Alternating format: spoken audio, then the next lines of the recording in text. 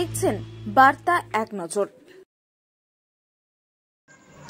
পুরুলিয়া জেলার উন্নয়নের স্বার্থে আলোচনা নিঃসন্দেহ আগামী দিন এক নতুন দিগন্ত উন্মোচন করবে।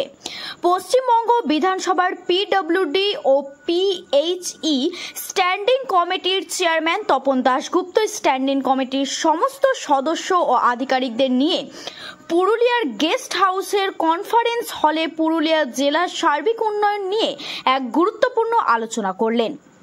এই সভায় উপস্থিত ছিলেন পুরুলিয়া জেলার জেলা শাসক রজক নন্দা, জেলার সমস্ত অতিরিক্ত জেলা শাসক এসডিও পুরুলিয়া, পুরুলিয়া জেলা পরিষদের পূর্ত ও জনস্বাস্থ্য কর্মাধ্যক্ষ।